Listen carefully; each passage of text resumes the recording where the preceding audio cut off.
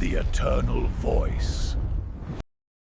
Subscribe if you value the quiet knowledge that comes only in darkness. For tonight we open the vault of what was never meant to be written. These are not the lost manuscripts of Providence, not drafts yellowing in forgotten drawers, but the tales Lovecraft encountered in their terrible entirety and refused to set to ink. Stories so cosmically complete that their full transcription would have torn through the fabric of narrative reality itself. You believe you know the scope of his vision through The Call of Cthulhu and The Dunwich Horror, but these published works are merely shadows cast by a more terrible illumination, fragments carefully carved from visions too dangerous for human consciousness to hold in their entirety. The unwritten tales exist in the spaces between conception and creation, in the liminal territory where ideas achieve such perfect crystalline horror that language itself recoils from their touch. Consider this fundamental truth. Every writer knows the sensation of a story that arrives complete, unbidden, fully formed. Lovecraft experienced this phenomenon with unusual frequency, but not all these visitations resulted in finished tales. Some were too complete, existing as perfect mathematical structures in narrative space that would shatter if exposed to the crude mechanics of human language. Others remained incomplete, not from lack of skill, but because their completion would have required the author to become something other than human. Think of narrative as astronomy. The printed tales are the visible spectrum, but the lost ones operate in wavelengths that pass through you, heating what should not be warmed. Lovecraft learned to tilt his instruments away, to write baffles into his sentences, to use syntax as lead shielding. In his astronomical notebooks, among distances and declinations, he sketched the first hints of a calculus of restraint. Little thresholds like depth marks on a wharf post, marking how far the tide may come without flooding the town. The evidence appears in systematic gaps, in the careful omissions where certain entities should appear, but do not. In letters to Frank Belknap Long, he mentions dreams that have been recurring with troublesome regularity, each adding details to a narrative I dare not transcribe. To Clark Ashton Smith, there are geometries in Providence's older architecture that suggest stories, but stories that would be more accurately described as invocations. These absences are not accidents, but protective restraints. Here the anaphora of deliberate incompletion, not omission but oath, not failure but warding, not silence but seal.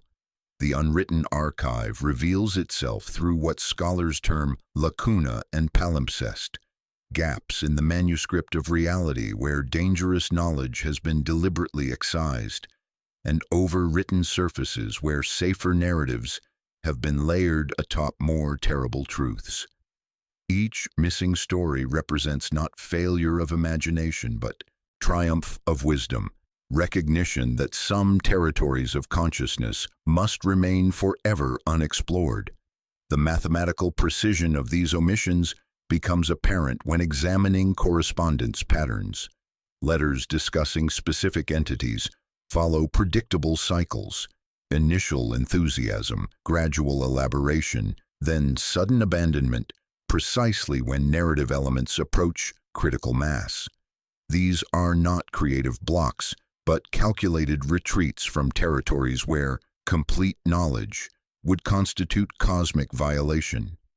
The protective function extends beyond individual safety to cosmic stability itself. If stories possess power to alter reality through full manifestation, then certain narratives represent genuine threats to the fundamental order maintaining existence as we understand it. The unwritten tales exist in careful suspension between fictional potential and catastrophic actuality, maintained through recognition that some knowledge is too dangerous for any consciousness to fully possess. Consider the recurring motifs that cast shadows across his published work. The fog that rolls in from dark waters, obscuring familiar landmarks. The strange sigils carved into forgotten stones. The masks worn by cultists in shadowed rituals. These are sensory anchors, deliberate repetitions designed to prime your subconscious for deeper, more unsettling realizations. The oppressive weight of unseen dimensions, the cold indifference of cosmic voids, the crushing vastness of time.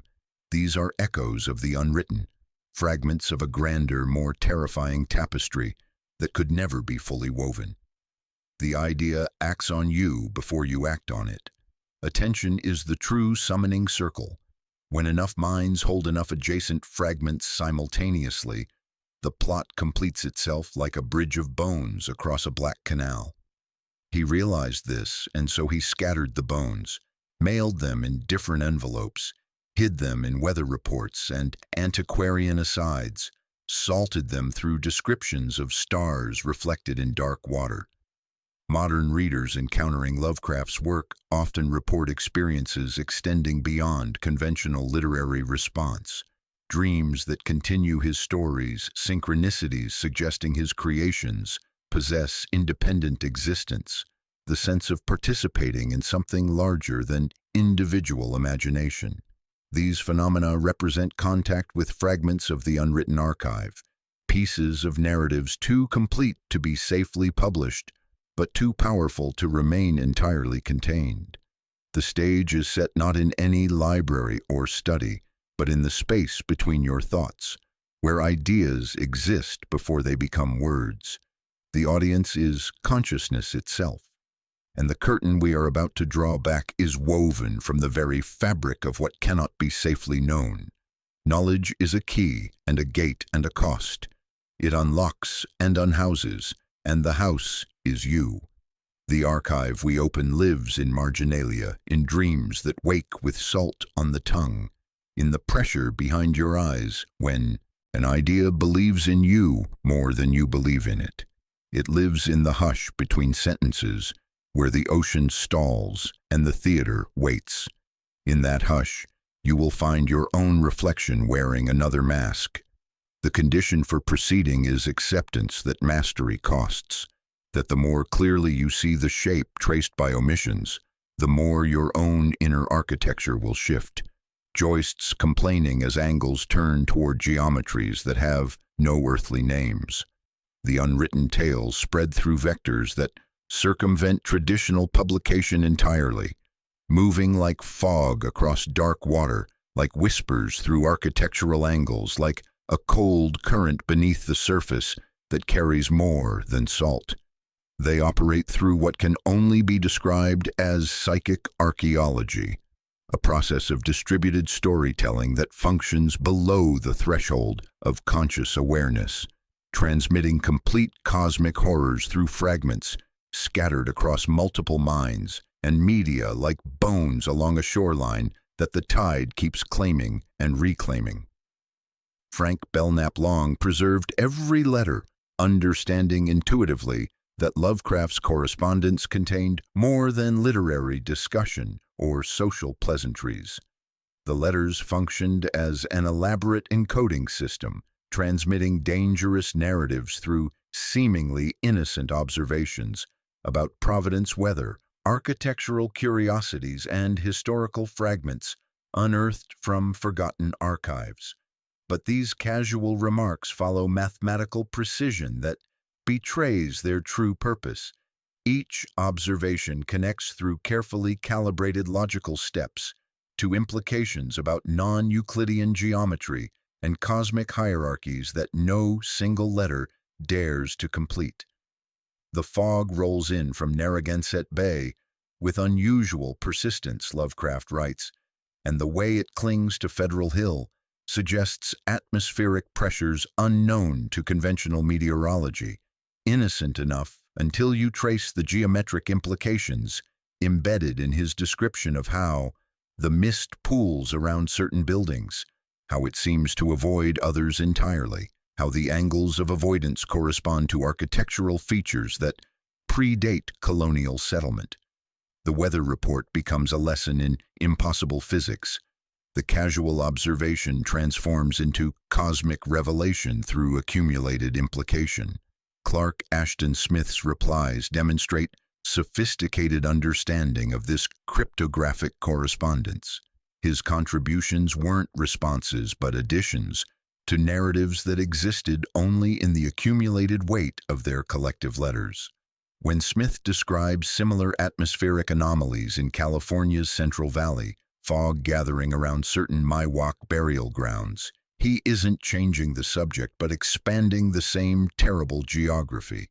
The weather patterns become continental, the implications global, the horror distributed across a continent through meteorological observations that no single letter contains enough information to constitute danger. August Derleth, initially confused by these elliptical exchanges, gradually learned to read between lines, to recognize when Lovecraft wasn't describing a dream but transmitting fragments of stories too complete to risk conventional writing. His early letters show bewilderment at discussions that shift without warning from antiquarian research to cosmic speculation, but gradually his responses demonstrate growing sophistication in the cryptographic protocols, contributing architectural observations from Wisconsin that extend the geometric patterns established through the Providence, California correspondence axis. The system worked through what we might call manifestation thresholds, precise points where accumulated narrative details would cause a story to cross from safe fiction into dangerous reality. Lovecraft's mathematical notebooks, discovered decades later, contain calculations that predict these thresholds with remarkable accuracy. Each unwritten tale exists as a complete structure in narrative space, requiring only sufficient accumulated detail to manifest catastrophically in our dimension. The calculations reveal disturbing precision. Narrative elements possess measurable weight in consciousness, accumulating according to mathematical principles that govern the boundary between fictional and actual existence. Consider the Kingsport letters of 1927, exchanges between Lovecraft and Long that ostensibly discuss visits to Marblehead, but actually construct piece by piece a narrative about a fishing village where the catch has been unusual. The fishing reports begin innocuously, nets bringing up specimens unknown to marine biology, catches that local fishermen refuse to discuss, boats returning with crews who speak in whispers about waters that seem deeper than charts indicate. Each letter adds details that seem random until viewed as components of larger narrative architecture, the unusual phosphorescence observed in certain tidal pools, the way seabirds avoid specific coordinates, the dreams reported by fishermen's wives of cities beneath the waves where impossible geometries house intelligences older than terrestrial life. The story never exists as a single document, never reaches conventional structure, but accumulates across months of correspondence until the complete horror exists, distributed across multiple consciousness. You can taste it even now, salt on the tongue, the metallic tang of deep water, the pressure behind your eyes when an idea believes in you more than you believe in it. This transmission method served multiple protective functions. It allowed exploration of concepts too dangerous for conventional storytelling while maintaining plausible deniability. More crucially, it ensured no single human mind would hold the complete narrative structure, distributing the psychic load to prevent the mental deterioration that total exposure might cause. The distributed approach created natural safety mechanisms, if any. Correspondent began showing signs of dangerous psychological pressure from accumulated narrative fragments. Others could cease transmission, allowing recovery without losing the collective investment in partially developed stories. The correspondence reveals phantom collaborations, stories Lovecraft claimed to develop with other writers, but which never materialized as published works. These weren't abandoned due to creative differences, but carefully constructed pretenses allowing multiple correspondents to contribute to narratives never intended for completion. Letters reference collaborative projects with titles like The Whisperer in Darkness Variations, works that exist only in the accumulated implications of correspondence discussing their development, allowing exploration of narrative territories too dangerous for individual investigation. Modern digital networks have provided these transmission protocols with unprecedented reach. Online forums generate discussions of stories that achieve reality through collective elaboration, phantom narratives emerging through collaborative processes no single participant controls. Social media algorithms inadvertently facilitate distributed storytelling, promoting content that extends phantom narratives across thousands of participants. The unwritten tales have evolved, adapting to contemporary communication systems while maintaining their essential incompletion through the fragmented nature of digital transmission. The protocols persist because they exploit fundamental features of human communication and consciousness, the tendency to fill gaps, to complete patterns, to find meaning in accumulated detail. The unwritten tales have learned to use these cognitive tendencies as transmission mechanisms, spreading through the very processes by which minds organize and share information. The narrative acts on you, drawing you into its web of half-truths and terrifying possibilities, making you a participant in stories that refuse to end because they were never truly begun. In the margins of Lovecraft's astronomical notebooks, between calculations of stellar distances and planetary positions, another mathematics emerges, equations describing the structural requirements for stories that must never achieve completion. These formulas appear like frost-tracing unintended sigils across glass, representing what can only be called a mathematics of narrative incompletion, determining precisely how much of a dangerous story can be safely revealed without triggering its full manifestation into reality.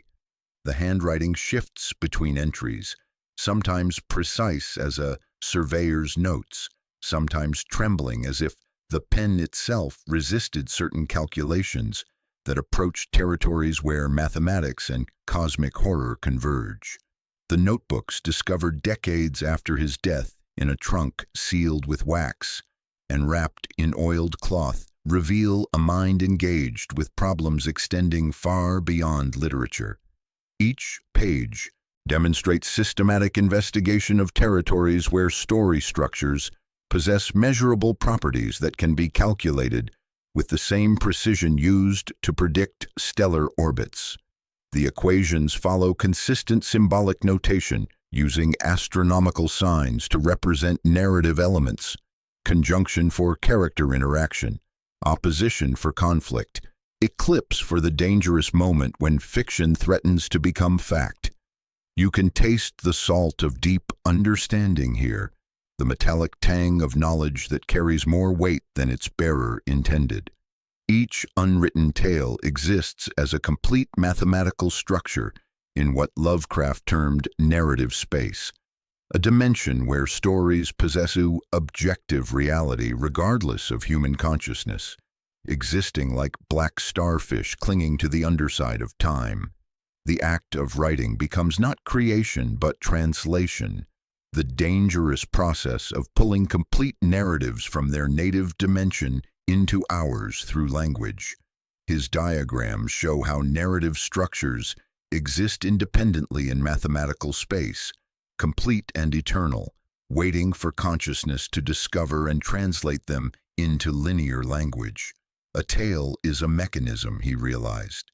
The act of reading wins its spring. Completion is ignition. His calculations demonstrate that narrative completeness operates according to threshold effects, following principles analogous to phase transitions in physics. Stories can be safely developed up to specific points, but become catastrophically dangerous if pushed beyond those limits.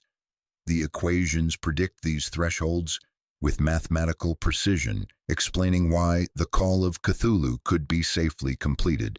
Its narrative signature falls precisely within safe parameters, while other tales whose mathematical signatures appear in these notebooks required permanent incompletion to prevent reality-altering manifestation, like temperature approaching absolute zero or velocity approaching light speed. Narrative completion approaches asymptotic limits, where small increases in detail produce exponentially dangerous effects. The mathematics reveal disturbing parallels to thermodynamics. Narrative elements possess what Lovecraft termed completion energy, measurable quantities that accumulate as stories develop toward full manifestation. He computed them with alarming care, variables for recurrence in dreams, for number of correspondents holding adjacent fragments, for reappearance of a sigil within a fixed span of days, for mentions of water, fog, and shadows beyond the curtain of ordinary speech. The mathematics shows why certain published works could be sealed without rupturing the stage, and why other shapes, indicated only by initials and ratios, required permanent incompletion. The mathematics also describe cumulative effects, how fragments scattered across multiple sources can combine to approach dangerous completion levels even when no single work crosses the threshold. Lovecraft tracked not just individual narratives, but the total narrative load carried by his entire correspondence circle, monitoring how distributed fragments might accidentally achieve critical mass. His calculations include complex multivariable equations, tracking narrative elements across dozens of letters, stories, and casual conversations, ensuring the collective weight of accumulated details never approached manifestation thresholds. A safe paragraph here, an offhand description there, a carved mask mentioned twice and then forgotten, until 3 minds retain 9 pieces within a lunar cycle, and the sum becomes a signal. These calculations predict synchronicities with disturbing accuracy, like a cosmic clockwork mechanism revealing its gears. Equations written in 1925 correctly anticipate Robert Howard's psychological crises, the patterns of Smith's most vivid dreams, specific dates when Derleth would report experiences, continuing themes from their correspondence. The unwritten stories were influencing reality, even in incomplete states, creating ripples in the lives of those carrying fragments of their mathematical signatures. The notebooks contain precise predictions of when correspondents would experience dreams, extending incomplete narratives, when they would encounter architectural details matching descriptions from distributed stories, when reality would begin conforming to mathematical structures existing only in narrative space. Some calculations remain deliberately incomplete, their final terms left blank or obscured by intentional damage, solvent blurred, clipped by a knife, or erased by the careful smear of a thumb. These gaps aren't accidents but safeguards, gaskets preventing catastrophic completion. Critical variables Lovecraft chose not to resolve because complete calculation would provide the final pieces needed to manifest the stories they describe. The incomplete equations function as mathematical circuit breakers, preventing accidental completion through computational processes. You can see where his pen hesitated, where ink pools suggest long pauses before abandoning calculations that approached dangerous territories. The notebooks also contain anti-equations, mathematical structures designed to prevent completion rather than achieve it. These formulas describe methods for safely dispersing dangerous narrative energy, ensuring stories remain permanently suspended between conception and manifestation.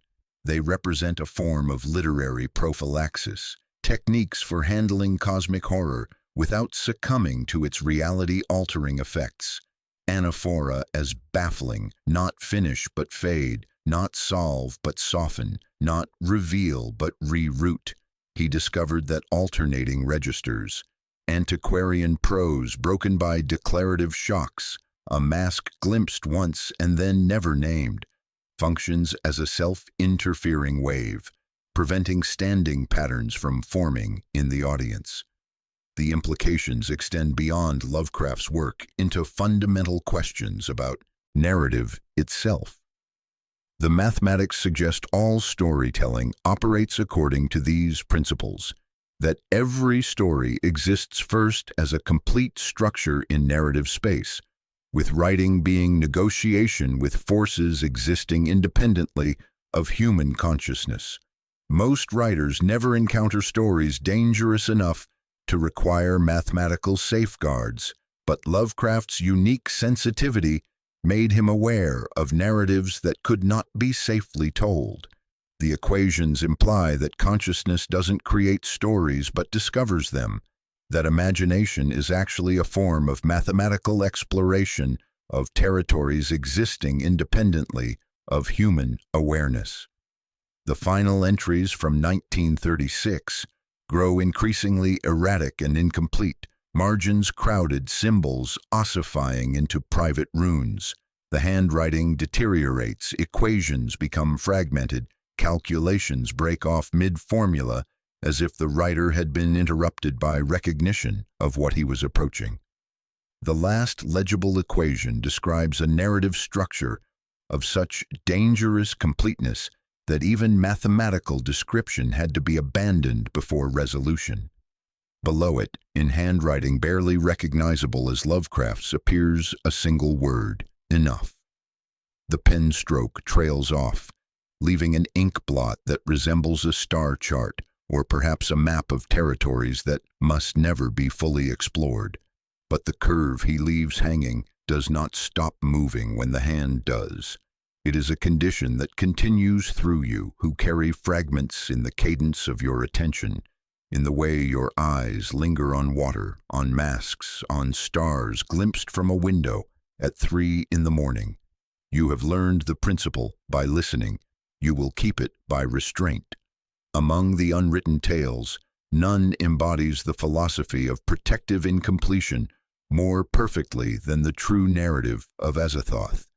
The published Mythos presents this entity as the blind idiot god, piping chaos at reality's center, but the lost tale concerns not its being but its fundamental unbeing, a meditation on the principle of creative restraint, so absolute that any attempt at complete description would unravel language itself, leaving only the taste of silence and the metallic tang of meaning dissolving like salt in dark water.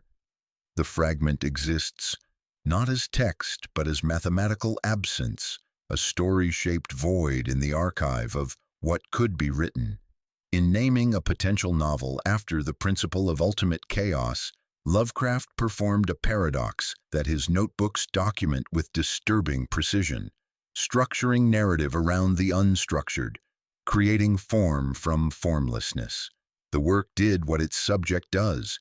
It unbegan itself, demonstrating through its own incompletion the cosmic principle it sought to explore.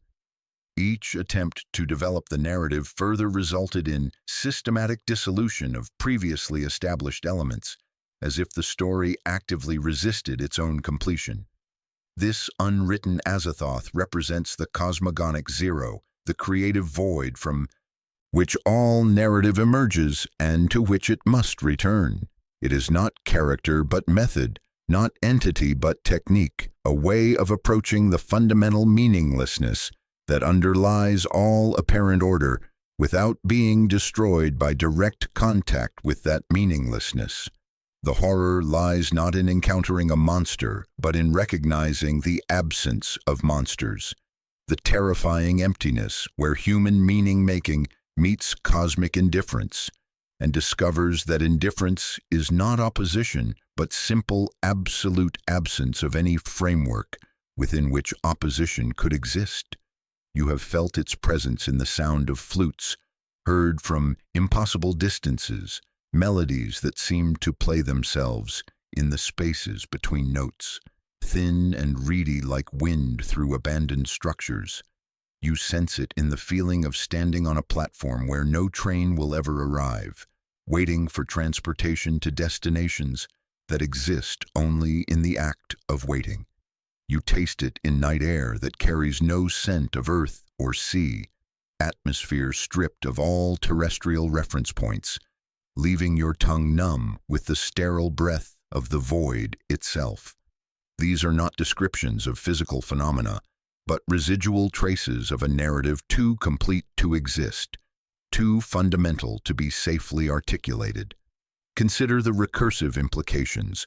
If Azathoth represents the principle of uncreation, then every story that achieves completion is a temporary victory over this principle, a brief imposition of order upon chaos maintained only through constant effort. But the unwritten tale suggests this victory is always illusory, always provisional. The true cosmic horror is not that chaos will triumph over order, but that order was never real to begin with. That all narrative structure, all meaning-making, all conscious organization of experience represents elaborate self-deception, patterns imposed by minds desperate to avoid recognizing the void that surrounds and underlies all apparent significance. The Azathoth principle explains the structural features of all Lovecraft's work, the characteristic ambiguity, the way crucial revelations remain forever implied rather than stated, the tendency for stories to dissolve into uncertainty precisely when they approach their most significant revelations. These aren't stylistic choices, but recognition of fundamental limits. To speak the unspeakable would be to complete what must remain incomplete, to give definitive form to the formless principle that governs the dissolution of all forms, including the forms of language and consciousness, through which any such completion would be attempted. Modern chaos theory provides unexpected validation for these insights. Complex systems demonstrate how order emerges spontaneously from apparent randomness, but order that remains forever provisional, always poised on the edge of collapse back into chaos. Strange attractors, fractal boundaries, and phase transitions reveal that the Azathoth principle operates throughout natural systems, not just in narrative space.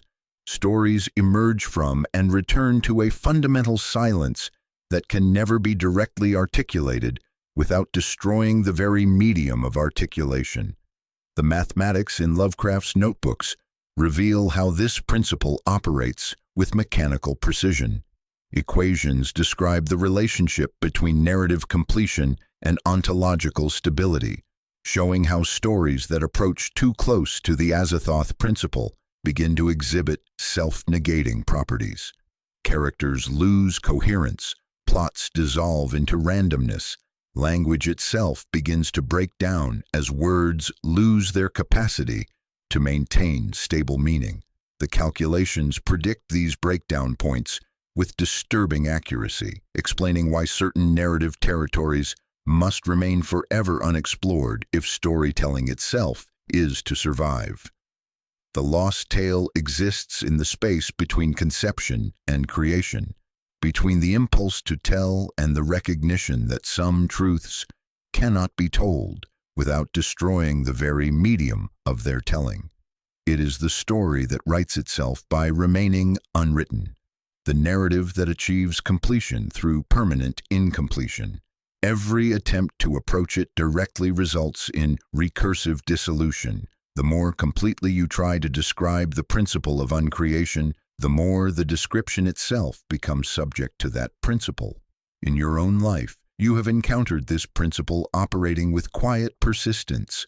Every task that resists completion because its true subject is chaos, every project abandoned not from lack of skill but from recognition that some territories must remain unexplored, every moment when meaning dissolves and you taste the salt of fundamental silence. These are echoes of the Azathoth principle operating in ordinary consciousness, reminders that the order you take for granted requires constant effort to maintain against the void that surrounds all human meaning-making. The unwritten tale suggests that consciousness itself operates according to Azathoth principles, maintaining the illusion of coherent selfhood through constant effort, imposing narrative structure on experience that would otherwise dissolve into meaningless chaos. But this effort is always temporary, always provisional, always poised on the edge of recognition that the self is no more real than any other story, no more permanent than any other pattern imposed upon the void. The condition for proceeding deeper into these territories is acceptance that some stories are more powerful, unwritten than written, that the greatest narratives may be those that exist only as absence, as the silence between words where the most profound truths reside. The flutes continue playing in the distance, not calling you to a place, but calling you away from all places, to the unplace at the center of all things, where the curtain trembles but never parts. From the principle of uncreation, we turn to its spatial manifestation in the true nature of Kadath, where absence assumes architectural form and void develops geometric properties that consciousness cannot safely process. Lovecraft's published Dream Quest presents this as a wondrous citadel in the cold waste, but the unwritten tale reveals Kadath not as a place, but as a principle of impossible architecture, geometry so fundamentally non-Euclidean that its complete perception would shatter the very concept of spatial reality, leaving consciousness adrift in dimensions that follow no laws human minds can comprehend. The lost narrative of Kadath describes not adventures within its walls, but the experience of its impossible structure, the agonizing cognitive dissonance of trying to reconcile human perception with reality, utterly contemptuous of human spatial concepts. This is architecture as cosmic horror, not buildings that house terrors, but structural principles that are themselves terrifying.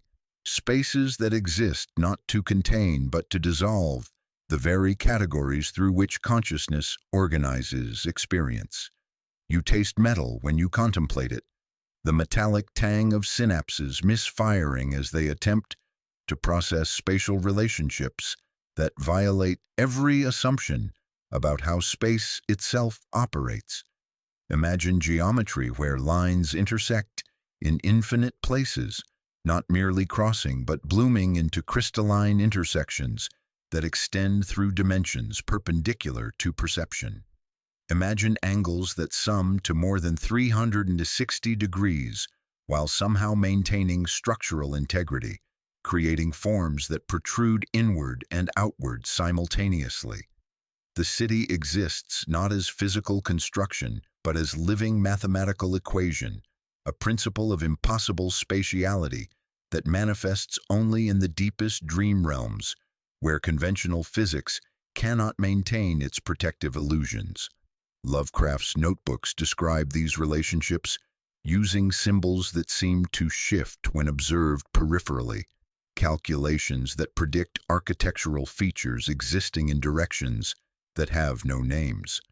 The sensory anchors of this lost tale arrive as vertigo without motion, as the crushing pressure of non-existent depths that somehow exert gravitational effects on consciousness itself. You feel the impossible heights that stretch beyond perception while simultaneously extending downward into basement levels that exist above ground floor.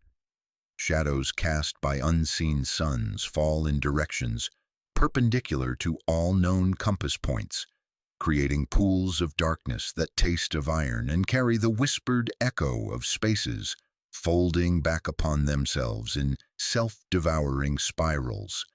The entities associated with Kadath, the Great Ones and their servitors, are not inhabitants but extensions of this impossible geometry, living manifestations of architectural principles that exist independently of any builder or designer. They are not characters in a story, but embodiments of the story itself, consciousness shaped by and expressing the fundamental impossibility of their spatial environment. They move as personified proofs, theorems wearing robes their forms shifting according to which angle of perception attempts to observe them. They are the architecture made animate, spatial principles given awareness that transcends human concepts of cognition. The horror of the unwritten Kadath is structural collapse, not of stone and mortar, but of the mind's ability to impose order on spatial perception.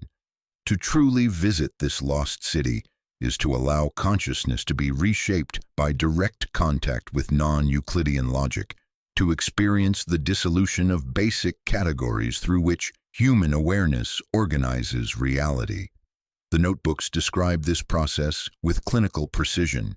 First, the failure of depth perception, as distances become relative rather than absolute. Then the breakdown of directional orientation, as up and down lose consistent meaning.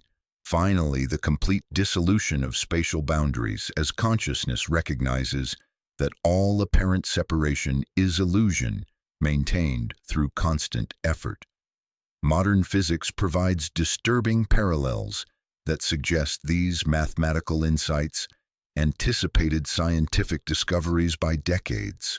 Theories of higher dimensions, curved space-time, and quantum geometry demonstrate that our three-dimensional perception may be a localized illusion, a simplified representation of spatial relationships too complex for human consciousness to process directly. String theory proposes 11 dimensions, most invisible to ordinary perception. The lost tale of Kadath presents these not as abstract mathematical concepts, but as lived, terrifying experience of consciousness, encountering spatial reality in its unfiltered form. The unwritten narrative exists in architectural details that cannot be directly described without causing the description itself to become impossible. Doorways that open onto rooms larger than the buildings containing them, staircases that ascend and descend simultaneously while leading to the same destination, windows that look out onto vistas existing in directions perpendicular to all known dimensions. These impossibilities are not fantasy, but recognition of spatial principles operating beyond human comprehension, architectural features that exist according to mathematical laws consciousness cannot safely process without fundamental alteration. The true lore of Kadath appears not in any text, but in the maddening repetitive patterns of certain architectural details.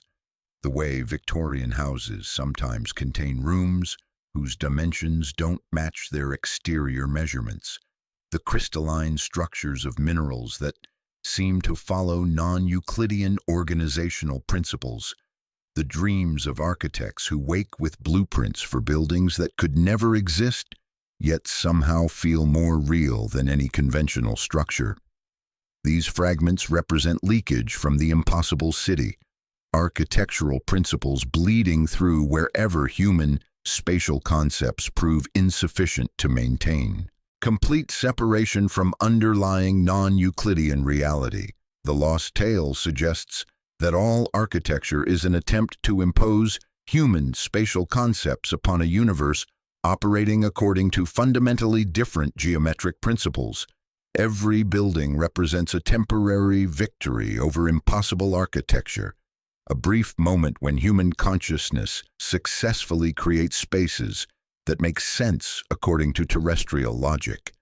But this victory requires constant maintenance, continuous effort to prevent underlying non-Euclidean principles from reasserting their prior claim to spatial reality. The victory is always provisional. In the corners of old buildings where shadows gather in ways that seem slightly wrong, in the angles where walls meet at degrees that don't quite add up correctly, in the spaces between floors where something indefinable feels present. These are the places where the Kadath geometries bleed through, where impossible architecture asserts its prior claim to spatial reality. The fog rolls in through windows that face no external wall, carrying the salt taste of spaces existing between dimensions. You have walked through doorways that led to rooms slightly larger than they should be, climbed staircases containing one more step than you remembered, stood in corners where angles felt subtly wrong. These are echoes of Kadath bleeding through, reminders that spatial reality requires constant effort to maintain against underlying impossibility that surrounds all human architecture like dark water around an island existing only as long as the tide permits. The stage is set not in any library or study, but in the space between your thoughts, where architectural principles exist before they become buildings. The audience is consciousness encountering its own spatial limitations. The curtain we draw back reveals not a city, but the recognition that all terrestrial geometry is temporary imposition upon void that operates according to principles having no names, and following laws consciousness cannot safely comprehend. The condition for proceeding is acceptance that space itself can unmask you, preparing you for territories where even the concept of location dissolves into something far more terrible and far more true. Beyond impossible geometries lies an even more intimate horror, the true nature of the fungi from Yuggoth and their relationship to human consciousness. While Lovecraft's published tales focus on their brain cylinders and mining operations, the unwritten narrative reveals their most terrifying capability, a complete, dispassionate understanding of consciousness that exposes the ultimate fragility of individual identity, the way selfhood dissolves like salt in dark water when observed with sufficient clinical precision. The lost tale of Yuggoth is not one of invasion, but of revelation, not conquest, but recognition. The fungi possess knowledge of consciousness as a localized pattern of cosmic energy, a temporary configuration that maintains the illusion of selfhood through constant effort, like fog maintaining its shape while being nothing more than water following atmospheric laws. Their brain cylinders are not transportation devices, but demonstration tools, showing the interchangeability of consciousness, the fundamental unreality of what humans consider their most essential possession, their sense of continuous, unified self. This unwritten narrative would be experienced not as conventional story, but as direct interface with alien understanding of consciousness itself. The horror is intensely personal, yet cosmically vast. The existential dread of recognizing that your cherished sense of I is merely a convenient fiction, a narrative you tell yourself to maintain agency and separation in a universe where neither truly exists as anything more than temporary interference patterns in cosmic energy fields. The sensory anchors of this lost tale arrive as subtle dissolution rather than dramatic revelation. You taste the metallic recognition of being catalogued, the way your tongue goes numb when consciousness recognizes itself as object rather than subject. There is the chilling detachment of observation from impossible distance, the sense of your thoughts being sorted by intelligence that views individual awareness with the same clinical interest a librarian shows toward filing systems.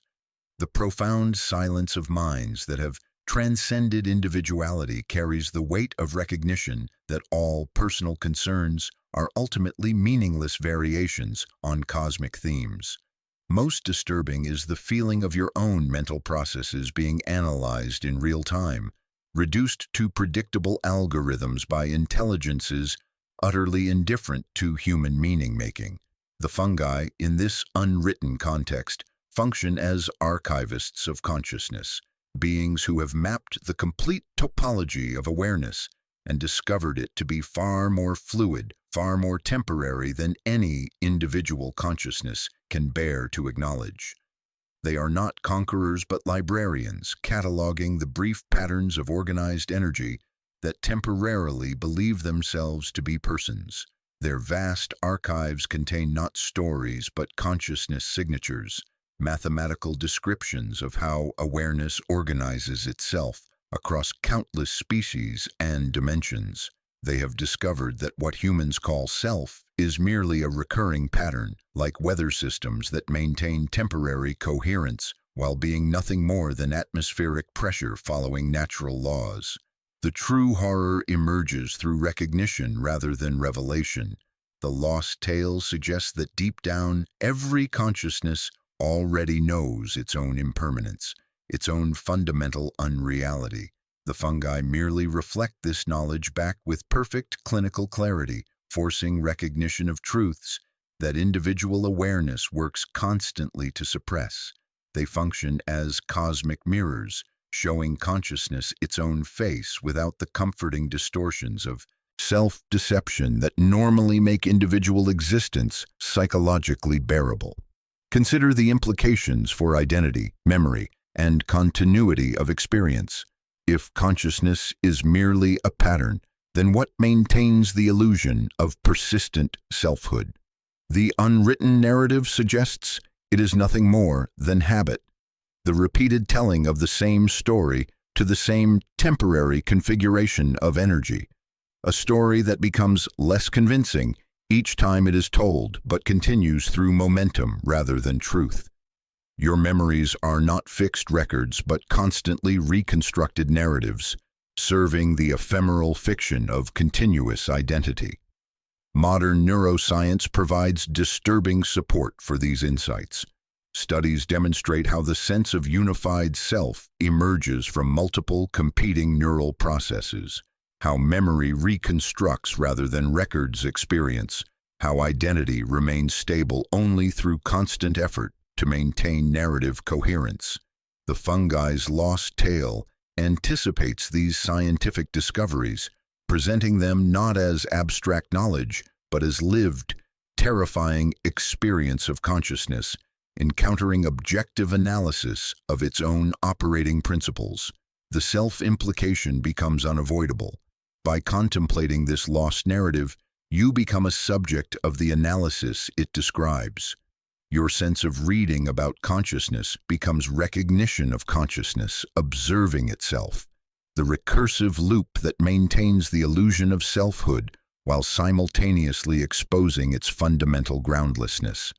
The very act of understanding the fungi's perspective requires adopting their clinical detachment toward individual consciousness, including your own.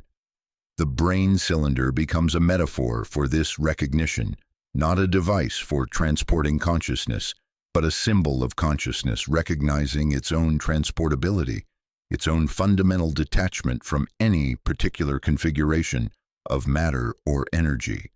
The horror is not of being placed in the cylinder, but of realizing you were always already in one. That individual identity is itself a kind of containment system, a temporary vessel for patterns that exist independently of any particular container. The lost tale concludes not with escape or rescue, but with acceptance, the terrifying peace that comes from recognizing the impermanence of selfhood, the cosmic insignificance of individual identity, and the strange liberation that emerges from abandoning the exhausting effort of maintaining the illusion of persistent self. This acceptance tastes of salt and silence, carrying the weight of recognition that personal concerns dissolve when viewed from sufficient distance. The stage is set not in any library or study, but in the space between your thoughts, where patterns exist before they become selves. The audience is consciousness itself, observing its own temporary configurations. The curtain we draw back reveals not entities but principles, not characters, but the recognition that character is itself a kind of performance, a temporary arrangement of cosmic energy that briefly believes itself to be something more than arrangement. The condition for proceeding is acceptance that the observer is always already the observed, that consciousness cataloging consciousness reveals the catalog as another entry in an infinite recursive archive where every librarian is simultaneously a book. The unwritten tales have found new life in the digital age, adapting to contemporary transmission vectors, while maintaining their essential incompletion, flowing like fog through fiber optics, pooling in the dark water of databases and archives, where absence achieves more perfect distribution than presence ever could. The internet, paradoxically, has become the ideal medium for transmitting void, a vast network designed to eliminate ambiguity, yet equally capable of propagating the meaningful gaps that exist in spaces between data packets, where phantom narratives breed in the silence between signals. Online forums dedicated to Lovecraft studies regularly generate discussions of stories that achieve reality through collective elaboration, threads accumulating thousands of posts, analyzing works existing only in the accumulated weight of their own analysis. These phantom narratives emerge through collaborative storytelling processes no single participant controls or fully understands. Contributors add details with unconscious precision. One user mentions mysterious sigils glimpsed in Providence doorways. Another describes recurring dreams of submerged stages lit by cold stars. A third provides citations to anthologies that never shipped. The process follows recognizable mathematical patterns. Initial posts mention cryptic titles, subsequent responses, elaborate plot elements. Critical analysis emerges organically, creating scholarly discourse around works that achieve existence through the very act of being discussed. Social media algorithms, those blind flautists piping at the center of the feed, prove particularly susceptible to phantom narratives promoting content related to non-existent stories with unusual frequency and persistence that suggests the mathematical structures governing narrative space have learned to interface directly with recommendation systems. Users report encountering posts about Lovecraft works they cannot identify, clicking links that resolve to empty pages that somehow feel more significant than pages containing actual content, participating in discussions about stories that vanish from memory as soon as active engagement ends, leaving only the metallic taste of having touched something that should not exist. The phenomenon extends beyond text into multimedia manifestations, demonstrating technological evolution across multiple platforms simultaneously.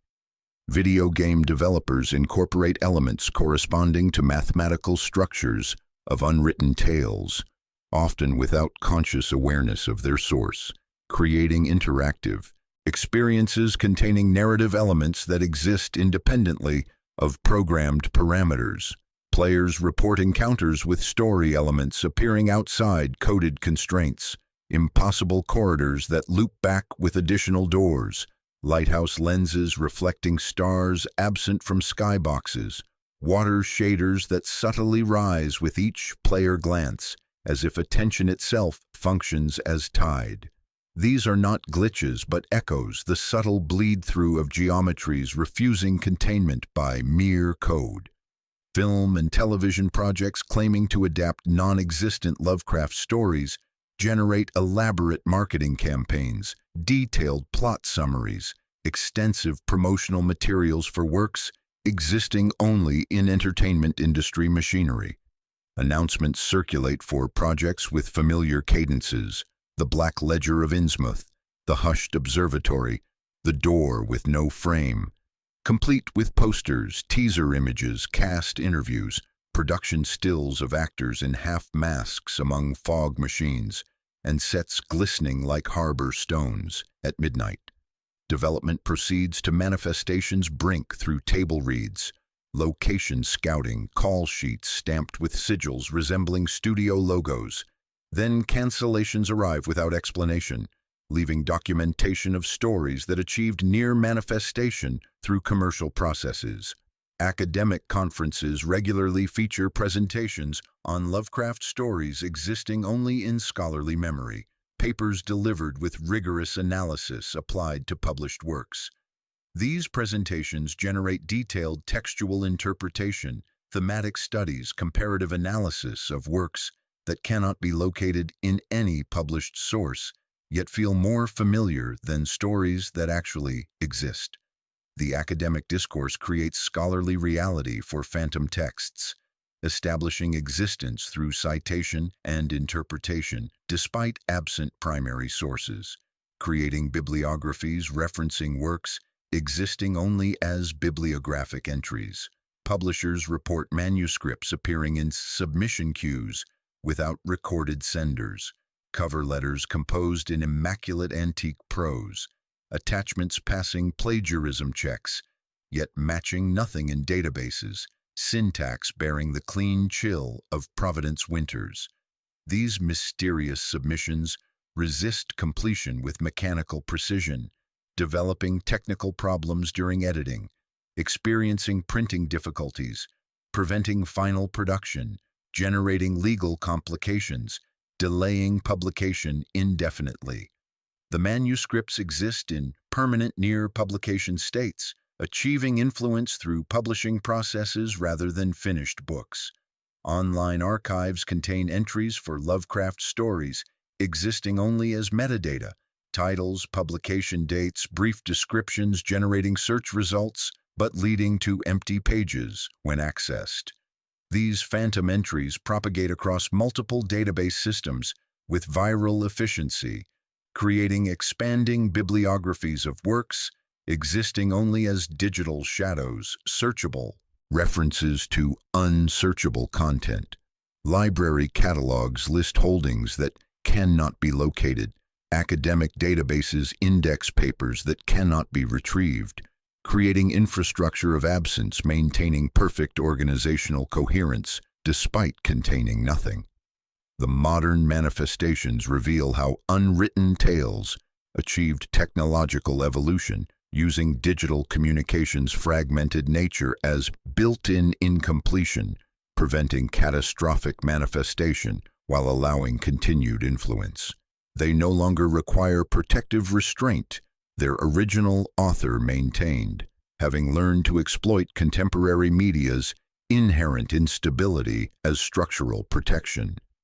Digital systems naturally fragment information across multiple servers, platforms, and protocols, creating distributed incompletion, preventing any single location from accumulating dangerous narrative completeness levels. Contemporary writers report being contacted by readers requesting information about stories they never wrote but which seem to exist in collective literary memory with startling specificity.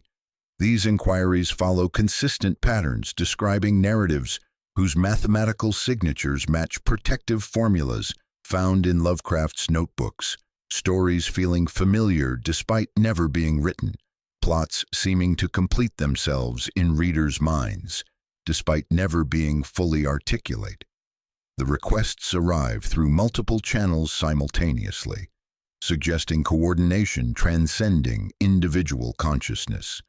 The digital age has provided unprecedented opportunities for distributed manifestation, allowing unwritten tales to exist across multiple platforms and consciousness simultaneously while maintaining essential incompletion, preventing full realization. They represent cosmic horror's future, not as literature but as reality operating according to principles, transcending traditional boundaries between fiction and fact, between written and unwritten, between what exists and what achieves existence through the very act of being sought. The stage is set not in any library or study, but in the space between your thoughts, where algorithms function as ushers and your attention serves as both receiver and transmitter. The audience is networked consciousness itself. The curtain we draw back reveals that you are already part of the transmission network, that your quiet restraint, like a gloved hand on a dimmer, is all that holds back the next reveal. The circle of writers surrounding Lovecraft understood their role extended beyond literary friendship into ritual participation, beyond correspondence into consecration of silence itself. They were co-conspirators in deliberate literary restraint, guardians of stories too complete to risk unleashing upon an unprepared world, keepers of keys they agreed never to turn. The evidence appears not in what they wrote, but in what they chose not to write about. The conscious decisions to leave specific territories unexplored, like mariners, charting shoals by what they avoided rather than what they claimed. Frank Belknap Long, whose weird fiction explored cosmic horror with considerable skill, never attempted to develop certain concepts that appeared repeatedly in his correspondence with Lovecraft, like recurring tides carrying the same dark debris. These were not creative blocks, but conscious restraint, recognition that some narrative territories required the protection of silence as absolute as the vacuum between stars.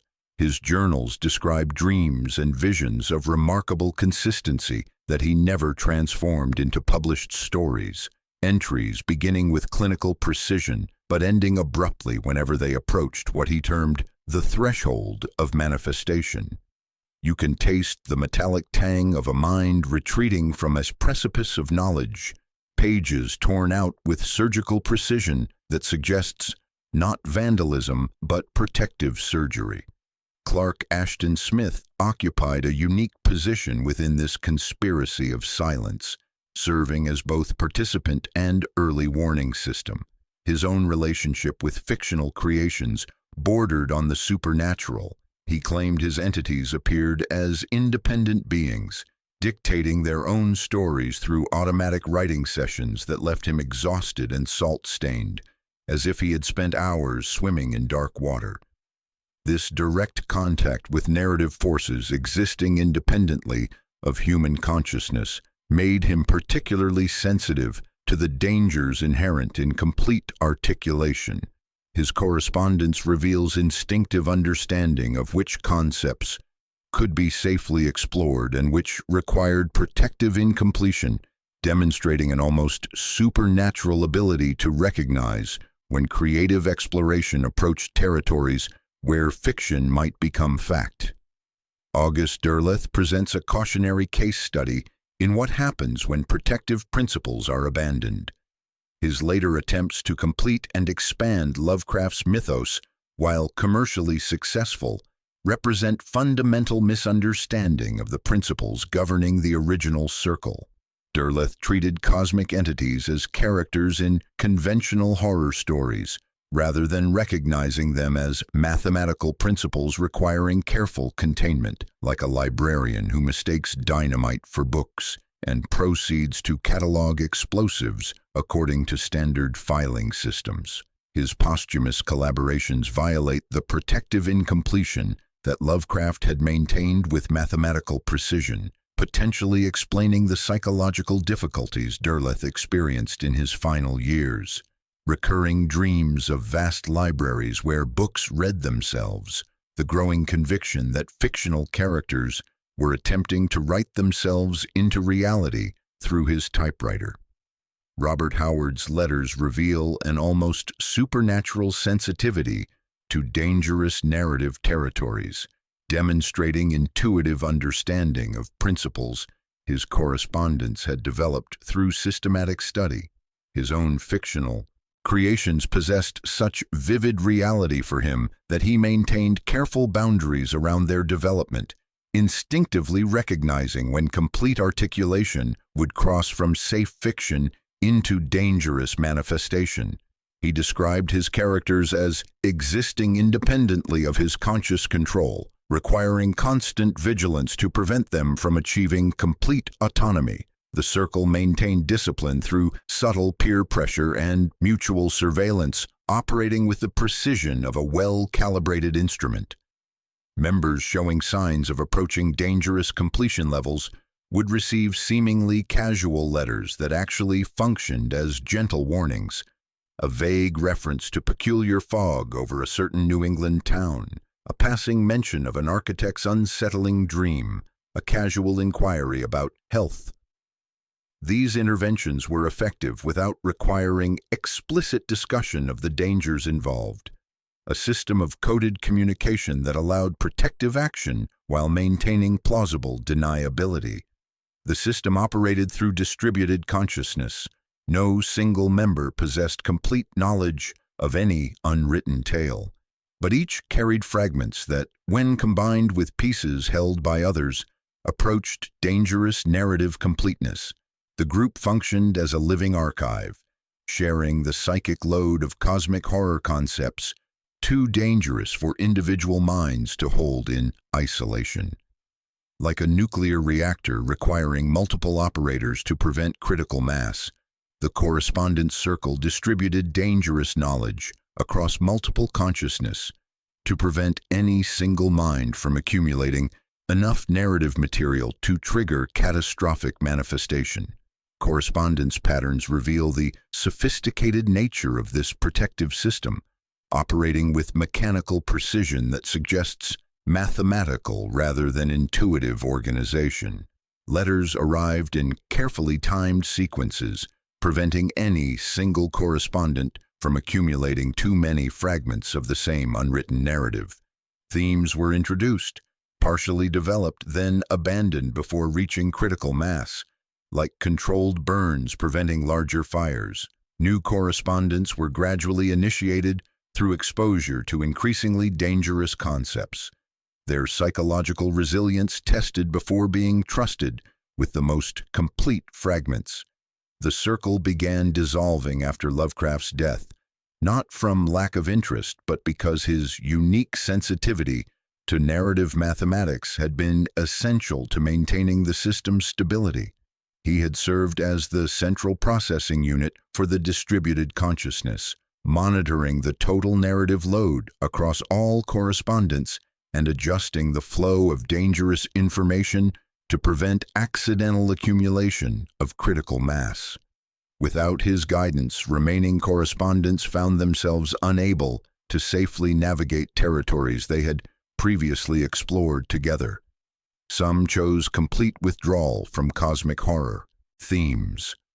Others attempted to continue the work without understanding its true principles, but the circle's influence extends beyond its original membership into contemporary literary culture. Contemporary writers working in cosmic horror traditions often report experiences echoing the patterns established by Lovecraft's correspondence, dreams that continue stories beyond their planned conclusions, synchronicities suggesting their creations possess independent existence, the sense of participating in something larger than individual artistic expression. These phenomena suggest the protective principles established by the original circle continue operating through inherited recognition rather than conscious organization. The initiated silence continues, maintained by writers who may not fully understand the principles they follow, but recognize, at instinctive levels, the necessity of keeping certain stories forever unwritten. The conspiracy persists, not through conscious organization, but through inherited recognition of the protective incompletion that keeps the most dangerous narratives safely contained within the spaces between words. You are now part of this circle, for you have heard the whispers and tasted the salt of the unwritten, feeling the weight of stories that must never achieve completion. At the deepest level, the unwritten tales embody a fundamental philosophy about the relationship between knowledge and catastrophe, between completion and cosmic violation, proposing truths that taste of salt and silence in the spaces where human understanding meets its necessary limits. This philosophy challenges basic assumptions about creativity, knowledge, and the purpose of art itself, suggesting that some works achieve their greatest power precisely by remaining forever unfinished, like stars whose light becomes visible only through the darkness that surrounds them. Traditional aesthetics assumes completion represents the highest artistic achievement, the moment when vision achieves perfect expression, when the curtain rises on fully realized truth. But Lovecraft's unwritten tales suggest a different principle, one where incompletion becomes not failure but protection, not compromise but cosmic necessity. The philosophy proposes that some works achieve their greatest power through permanent incompletion, that the most profound truths may be those that must never be fully revealed, existing instead in the spaces between articulation where meaning accumulates without crystallizing into dangerous specificity. This principle extends beyond literature into fundamental questions about knowledge itself, challenging the bedrock assumptions of Western intellectual tradition, where conventional inquiry assumes complete understanding represents the ideal toward which all investigation should strive. The scientist seeking unified theories, the philosopher pursuing absolute truth. The philosophy of necessary incompletion suggests that complete knowledge of certain territories would constitute not enlightenment, but catastrophe. You can taste the metallic recognition that some questions poison themselves by being asked, that certain forms of understanding transform the understander into something that can no longer be called human. The mathematical structures in Lovecraft's notebooks support this philosophical position with disturbing precision. His calculations demonstrate that narrative completeness operates according to threshold effects analogous to phase transitions in physics. Stories can be safely developed to specific points, but become catastrophically dangerous if pushed beyond those limits. This mathematical approach implies broader principles about the relationship between knowledge and safety, suggesting intellectual restraint is not limitation but wisdom, recognition of cosmic laws governing consciousness itself. If stories can become too complete to safely exist, if narratives possess power to alter reality's fabric through full manifestation, then the boundary between fiction and reality becomes far more permeable than conventional understanding suggests. The unwritten tales exist in liminal space between these categories, maintaining power precisely because they never chose between fictional and actual existence, remaining suspended like fog between dimensions, where influence operates without manifestation. This framework explains the unique psychological effects reported by readers encountering Lovecraft's work with unusual intensity, the sense that his creations possess independent existence, the way cosmic horror concepts extend beyond literature into actual experience. These phenomena represent responses to narratives that achieve dangerous completion levels, even in published forms, stories approaching manifestation thresholds while maintaining just enough incompletion to prevent catastrophic realization. The philosophy also transforms creativity's fundamental nature. If complete narratives exist independently in narrative space, then writing becomes not creation but discovery, controlled exploration that must be abandoned before reaching dangerous revelation levels. This transforms the writer from creator to explorer, from artist to archaeologist of territories that must never be fully excavated. The creative process becomes navigation rather than construction, requiring sensitivity to when continued exploration would cross from safe fiction into dangerous manifestation. Contemporary physics provides unexpected validation through quantum mechanics, which describes reality as fundamentally probabilistic, existing in superposition until observation collapses possibility into specific actuality. The unwritten tales operate according to similar principles, existing as pure narrative potential until writing would collapse them into specific, potentially catastrophic manifestation. Like quantum states maintaining coherence through isolation from observation, these stories preserve their power through permanent suspension between existence and non-existence. The ethical implications extend far beyond literature into fundamental questions about intellectual responsibility. If complete knowledge of certain territories poses genuine danger to consciousness and cosmic stability, then intellectual restraint becomes not merely prudent but morally necessary. The philosophy suggests some questions should not be asked, some territories should not be explored, some knowledge should remain forever beyond human reach. Not because such knowledge is impossible to attain, but because its attainment would constitute cosmic violation. This ethical framework challenges contemporary assumptions about intellectual freedom that underpin academic culture.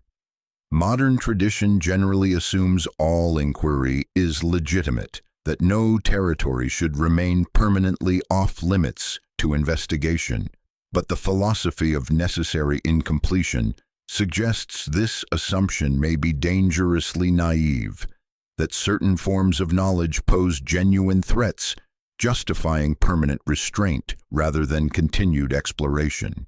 It proposes that responsibility sometimes requires refusal, that the highest scholarship may be the footnote that says simply, "Here the veil remains."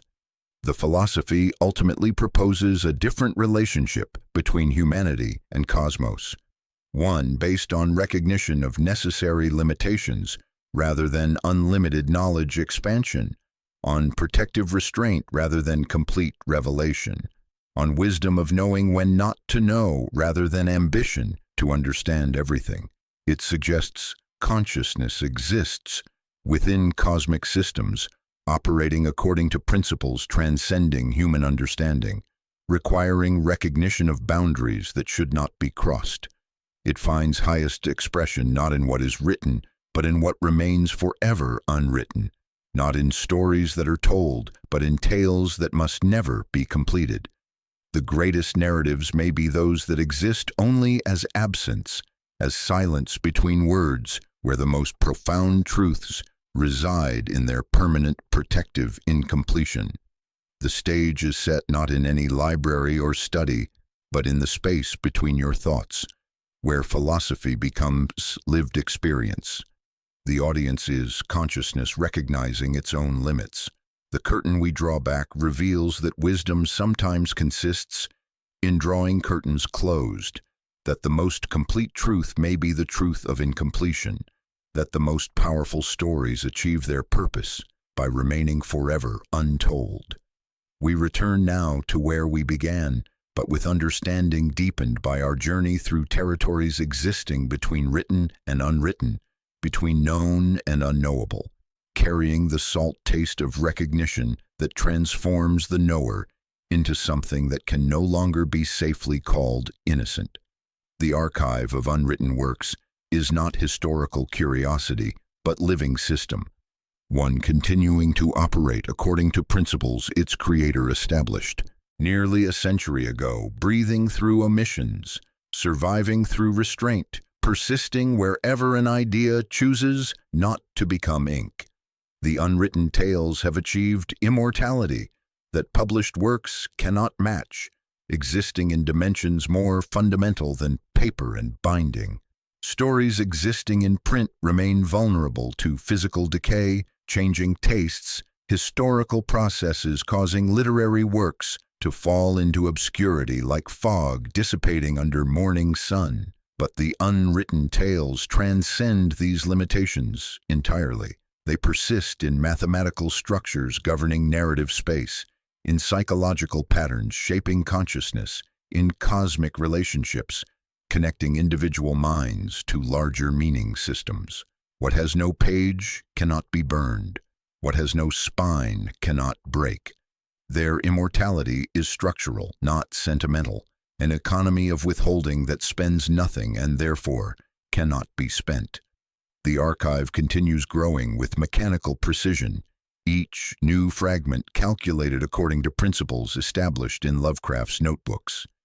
Each reader encountering his published works with sufficient intensity adds pieces to the unwritten collection, dreams that extend incomplete narratives, synchronicities suggesting fictional elements, possess independent existence, false memories of stories never written that feel more real than documented pages.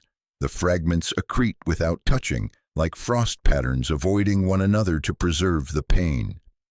You are now part of this growing archive, a new node in its distributed network, carrying fragments that must never be allowed to achieve dangerous completion. Modern technology has provided the archive with unprecedented preservation and transmission methods, allowing distributed existence across multiple platforms simultaneously. Digital networks permit unwritten tales to exist as distributed phenomena, fragments scattered across forums, databases, and communication systems, while maintaining coherent mathematical structures. The Internet functions as vast external memory system, capable of storing and organizing narrative elements without requiring dangerous completeness that physical publication would represent. Servers mirror what they cannot host. Caches preserve what was never uploaded. Recommendation engines hum like distant flutes, shepherding minds into corridors that loop before the last step. The mathematical principles governing the archive demonstrate remarkable stability across time and technological change, suggesting universal constants rather than historical artifacts. Threshold calculations. Lovecraft developed in the 1920s and 1930s continue accurately predicting points where narrative fragments approach dangerous completion levels. Protective formulas remain effective for contemporary practitioners working in cosmic horror territories. A cluster analysis is only an abacus by another name. A content graph is only a correspondence circle that forgot its stamps. What Lovecraft sketched as ratios of mention and angle survives as rate limits and circuit breakers, as editorial instinct that knows when a cut saves a mind. The archive also serves as repository of techniques for safely approaching dangerous knowledge, providing comprehensive methodology for future generations of writers, scholars, and explorers of cosmic horror territories.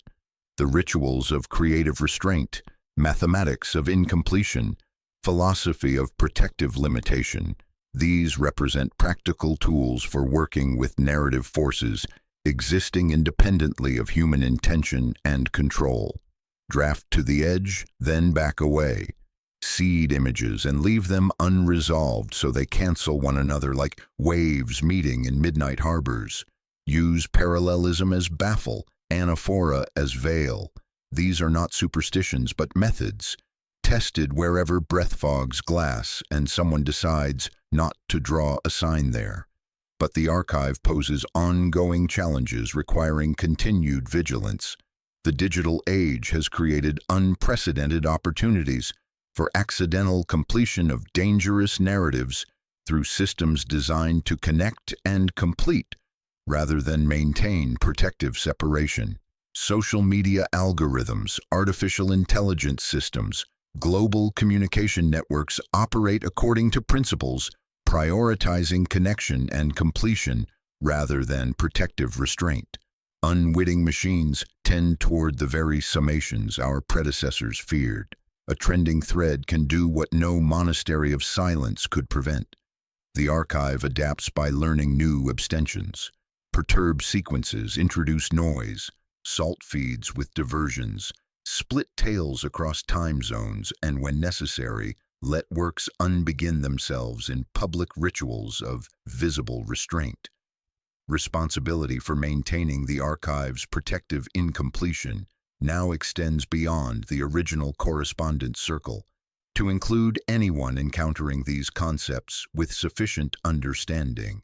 Contemporary readers of cosmic horror, digital archaeologists exploring phantom bibliographies, scholars investigating transmission vectors of unwritten tales, all become participants in the ongoing project of keeping certain stories safely unwritten while allowing their influence to continue through carefully controlled channels.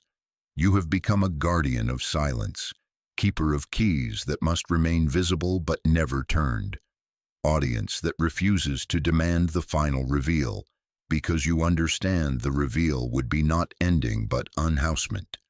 The archive represents Lovecraft's most sophisticated achievement, extending far beyond conventional literary accomplishment into territories of cosmic significance.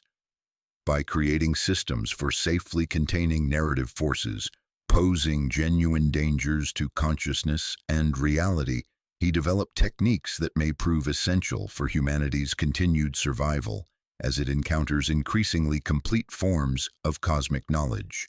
We have entered an era when telescopes and colliders, models and probes keep lifting the curtain higher. What protects us is not ignorance but craft, not fear but form. The eternal archive will outlast its creator, outlast his published works, outlast the physical infrastructure currently supporting human civilization.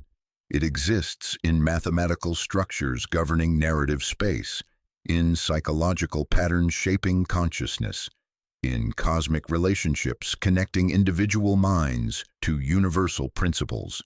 As long as consciousness exists in forms capable of encountering narrative, the archive will persist, offering its dangerous treasures to those understanding the necessity of keeping them forever incomplete.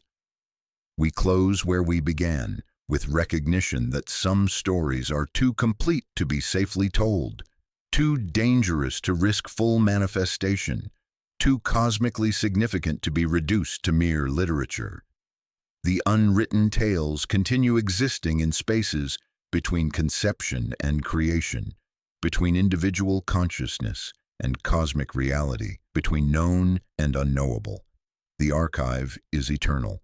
The tales remain unwritten, and perhaps, for consciousness itself's safety, they always will. The silence we have touched is not ending, but endless implication.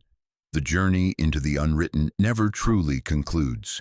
It merely pauses, allowing implications to settle like sediment in dark water, before beckoning you deeper into infinite unspoken dread lying just beyond the last word.